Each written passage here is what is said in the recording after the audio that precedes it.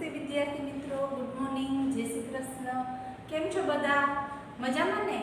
આપણે અત્યારે English ટેક્સ્ટમાં unit 6 જેનું નામ છે આઈ લવ યુ ટીચર એ આપણે ચાલુ છે. આ પાઠમાં હેલન કેલર કે જે નાની ઉંમરે પોતાની આંખ ગુમાવી બેસે છે, સાંભળવાની શક્તિ ગુમાવી બેસે છે અને સાંભળવાની શક્તિ ગુમાવવાથી એ બોલી પણ શકતી નહોતી. ત્યારે આવા અંધકારમય જીવનમાં જે પ્રકાશ ફેલાવે છે એ એના જે ટીચર છે એ મિસ સુલિવન છે. તો એ બંને વિશે આખો પાઠ હેલન કેલરના શબ્દોમાં જ વર્ણવવામાં આવ્યો છે. આપણે અત્યાર સુધી જોયું કે મિસ સુલિવન હેલન કેલરની કેવી રીતે એક પછી એક શબ્દો દ્વારા બરાબર એના હથેળીમાં હલનચલન મૂવમેન્ટ દ્વારા એને શબ્દો વડે આ દુનિયાથી જોડે છે, કનેક્ટ કરે છે અને હેલન કેલરનું જીવન સુંદર, પ્રેમથી ભરેલું અને ખુશીથી ભરેલું થઈ જાય છે. હવે આગળ જોઈશું.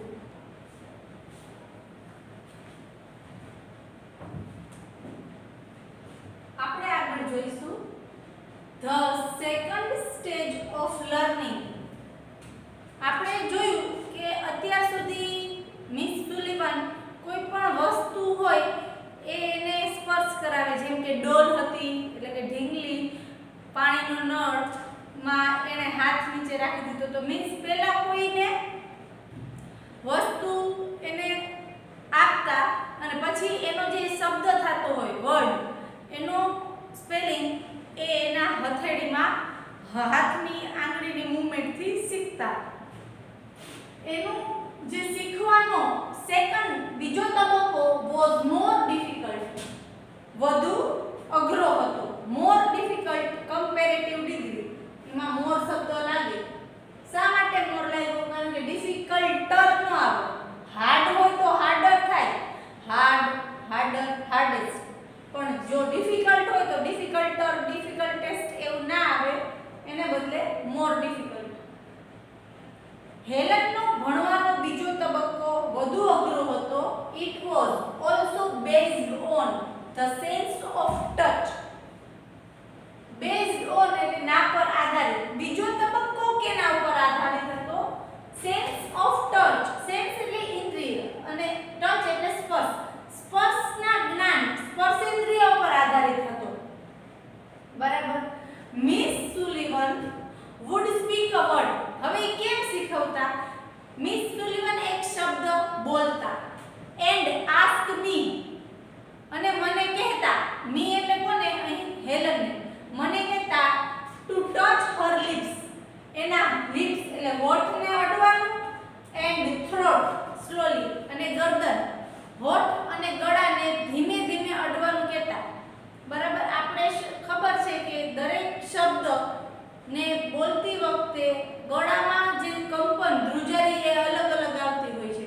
તો આના પર આધારિત એ હવે હેલનને બોલતા શીખવવાની કોશિશ કરતા હતા. એને બીજો કોઈ તકલીફ નથી બોલવામાં, પરંતુ એને સાંભળી નતા શકતા હેલન, એટલે એ બોલી નતા શકતા. તો હવે કેવી રીતે એને શીખવ્યું? તો પહેલા એક શબ્દ બોલતા મિસ સુલિવન, પછી હેલનને કહેતા કે ધીમે ધીમે એના હોઠ અને ગળાને સ્પર્શ કરે. I learn to speak through the movement of the lips. હવે હું બોલતા શીખી ગઈ. થ્રુ એટલે શેના દ્વારા? તો મૂવમેન્ટ ઓફ ધ લિપ્સ, હોઠના હલનચલન દ્વારા, and the vibration in the throat. ગળામાં જે વાઇબ્રેશન, બોલતી વખતે જે કંપન આવે એટલે કે હોઠના હલનચલન અને ગળાના કંપનની મદદથી એના દ્વારા હવે હું બોલતા શીખી ગઈ હતી. when I uttered, uttered એટલે બોલવું. જ્યારે હું my first word, મારો પહેલો શબ્દ બોલી. વિચાર કરો કે નાનપણથી જ જે અંધ છે, જે સાંભળી નથી શકતી અને ન સાંભળવાને લીધે બોલી ન શકતી હોય, એ જ્યારે પોતાની મહેનતથી અને એના ટીચરના મદદ દ્વારા એણે પહેલો શબ્દ બોલ્યો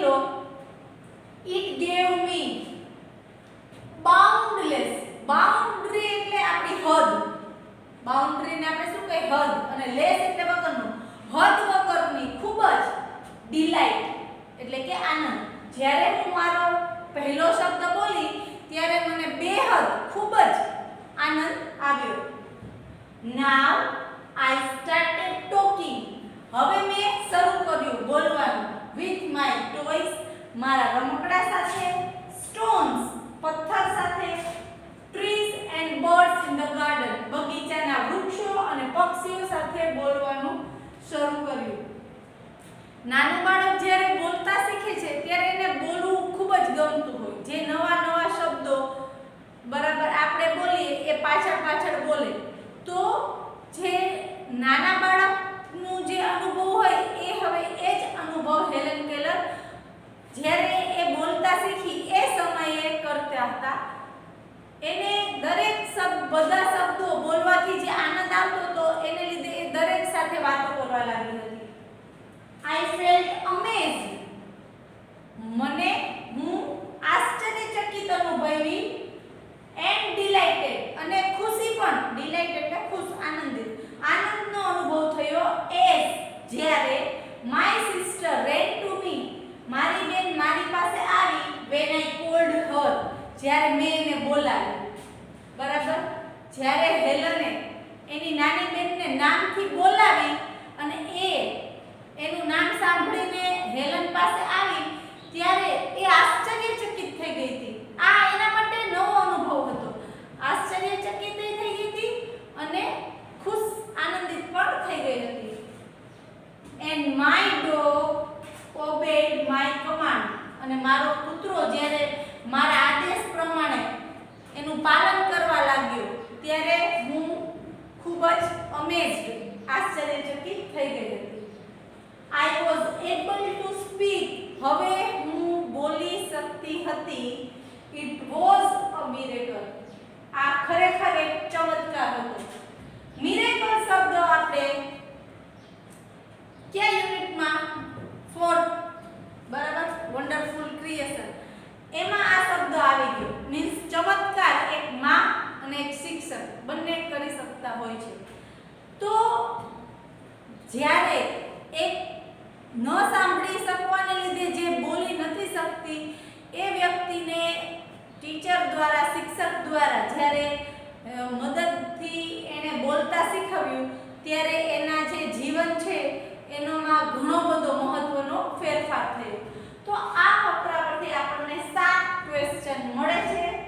તો હવે એક પછી એક બધા જોઈએ. પહેલો છે on what was the second stage of learning based? વિદ્યાર્થી મિત્રો જ્યારે પણ તમે આન્સર લખો ત્યારે હંમેશા શરૂઆત તમારે ક્વેશ્ચનમાંથી જ કરવાની હોય છે. બરાબર આપણને તો સૌથી પહેલા જોઈ લેવાનું ફકરામાં આપણે પાઠ સમજેલો હોય સારી રીતે તો આપણને ખબર છે કે આનો જવાબ શું આવે, પરંતુ લખવું કેવી રીતે એ જ મહત્વનું છે. વોઝવર એમિઝાર વાળા હોય પ્રશ્ન ત્યારે એમાંથી દૂર ન થાય, પરંતુ એના પછી જે કર્તા આપેલો હોય ત્યાંથી વાક્યની શરૂઆત કરવાની. The second stage of learning એ આ આખો કર્તા સાથે છે. The second stage of learning હવે લખવાનું was based on, આપને ખબર છે it was also based on આપેલું છે. કેના ઉપર આધારિત હતો? સ્પર્શના જ્ઞાન ઉપર. The sense of touch. The second stage of learning was based on the sense of touch. બીજો ક્વેશ્ચન છે how did Helen learn to speak? How did Helen learn to speak? Helen બોલતા કેવી રીતે શીખી? તો આપણને ખબર છે કે એના જે શિક્ષક છે મિસ સુલિવન એ પહેલા એક શબ્દ બોલતા પછી એને કહેતા કે ધીમે ધીમે એના ગળા અને સ્પર્શ કરે હોઠને. તો આપણે અહીંથી વાક્યની શરૂઆત કરશું જવાબની. હાઉ વાળો પ્રશ્ન છે તો આખી પ્રોસિજર લખવાની છે. Miss સુલિવન would speak a word.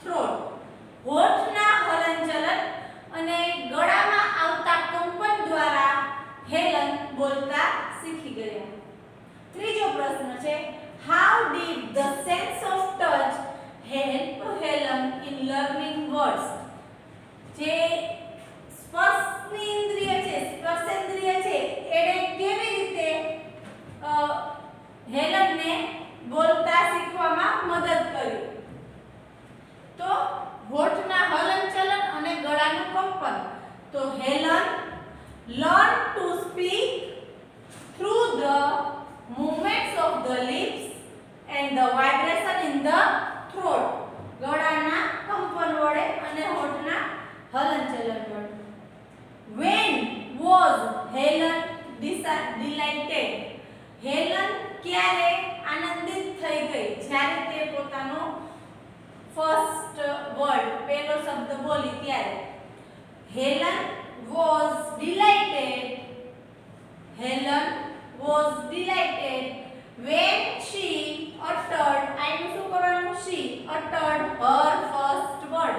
એનો પહેલો શબ્દ બોલતા શીખી ત્યારે તે ખુશ થઈ ગઈ. પાંચમો પ્રશ્ન છે, what did Helen do after uttering the first word? પહેલો શબ્દ બોલ્યા પછી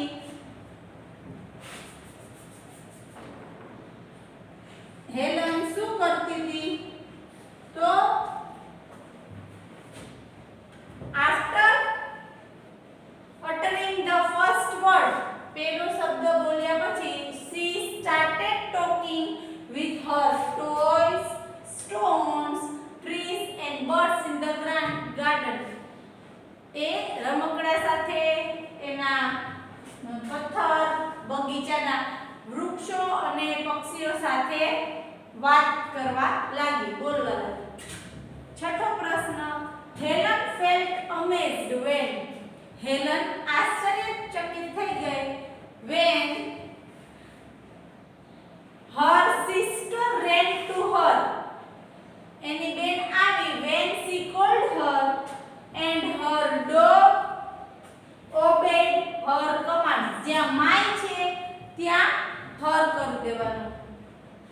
અને what was a miracle? ચમત્કાર શું છે?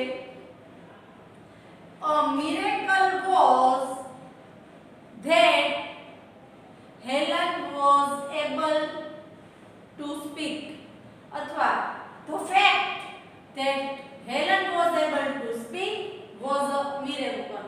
તમે શું છે ચમત્કાર? તો એની જગ્યાએ હકીકત કે હેલન બોલવા લાગી. The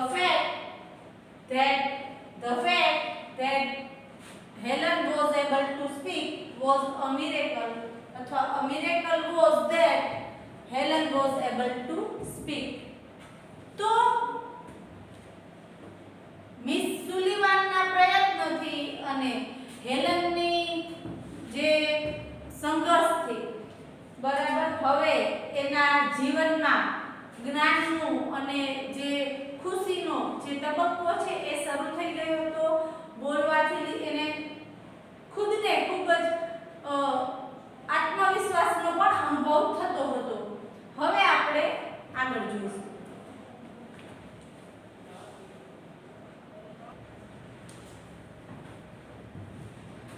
When I studied seriously, હું જ્યારે ગંભીરતાથી, seriously એટલે ગંભીરતાથી ભણતી, અભ્યાસ કરતી ત્યારે પણ it seemed, મને એવું લાગતું, more like play than work, કામ કરતા મને રમત, જાણે રમતમાં જે મજા આવતી હોય ને જે આનંદ આવતો હોય એવી મને મજા આવતી. હું સિરિયસલી ગંભીરતાથી ભણતી ત્યારે પણ. whenever, જ્યારે anything delighted or interested me, જ્યારે કાઈ પણ એવી વસ્તુ જેનાથી મને આનંદ મળતો, ખુશી મળતી કે મને જેમાં રસ પડતો, મિસ સુલિવાન, મારા જે શિક્ષક miss Sullivan would talk about that, મને એના વિશે વાત કરતા. કેવી રીતે? as if, કે જે she were a little girl herself, પોતે એક નાનકડી છોકરી હોય. બરાબર, બાળકને જ્યારે સમજાવવાનું હોય તો આપણે એના લેવલનું સમજાવીએ, બરાબર, તો એને સમજાઈ જાય. પેલા બીજા છોકરાને પાણી સમજાવવું હોય તો એમાં H2O સમજાવવાની જરૂર નથી, એ એનું લેવલ નથી. તો દરેક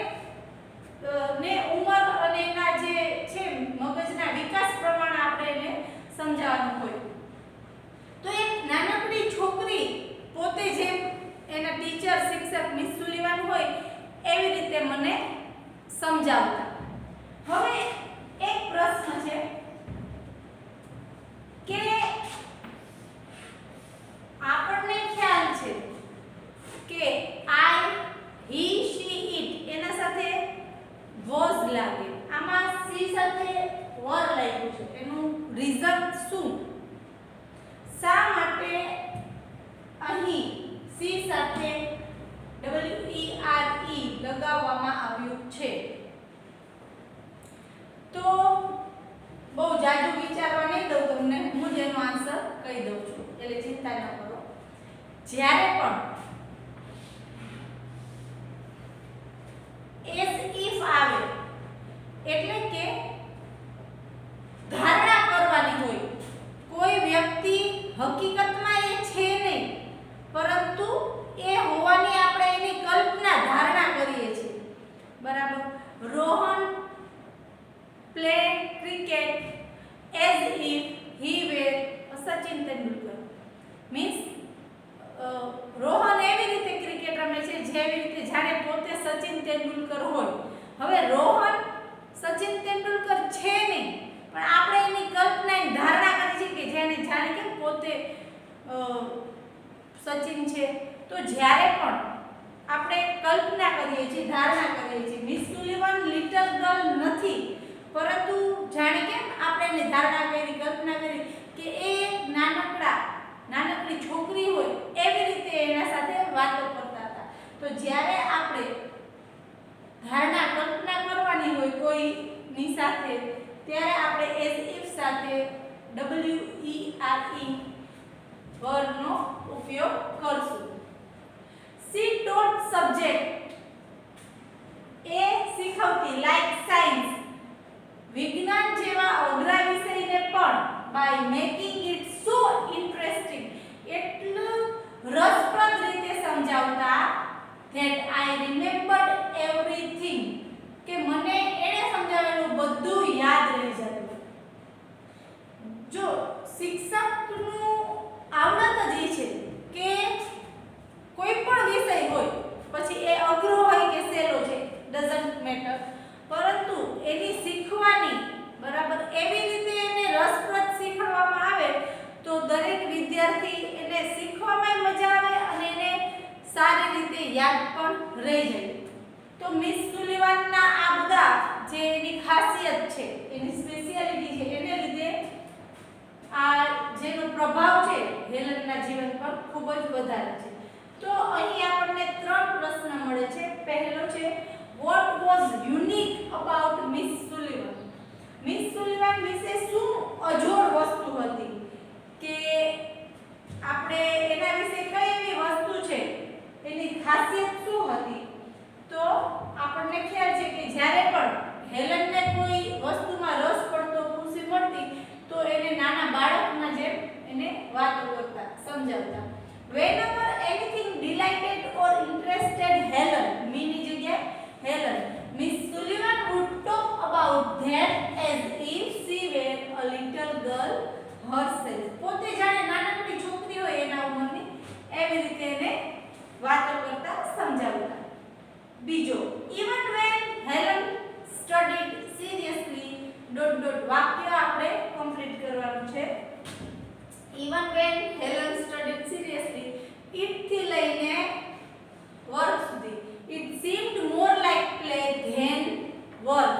કામ કરતા તો જાણે રમત હોય એવું એને મજા આવતી હતી. અને ત્રીજો પ્રશ્ન છે why did Helen remembered everything she was taught? why કારણ શા માટે હેલનને સમજાવેલું બધું યાદ રહી જતું? તો Helen remembered everything she was taught because કારણ કે her teacher, એના જે શિક્ષક હતા, made all subjects, એ બધા વિષયો, પછી એમાં સાયન્સ હોય કે મેથ્સ હોય કે બીજા ગમે તે વિષય હોય, made all subject very interesting, વિષયને જ રસપ્રદ બનાવી નાખે. બરાબર. અંગ્રેજી વિષયનું નામ આવતા જ અડધાને તો બગાસા ભાષા છે, આપણને તો મુકતા ગયા છે, અંગ્રેજો ગયા ને અંગ્રેજી રાખતા ગયા, આવું ઘણું બધું આપણે સાંભળતા હોય, બરાબર. પણ જ્યાં સુધી આપણને કોઈ વિષયમાં રસ ના પડે ને ત્યાં સુધી એ આપણને આવડે જ નહીં. એ પહેલો નિયમ છે. તમને કોઈ વિષય આવડે ત્યારે જ્યારે તમને એમાં રસ પડે ત્યારે. તો આપણે આજના લેક્ચરમાં અહીં સુધી રાખીએ. બાકીનું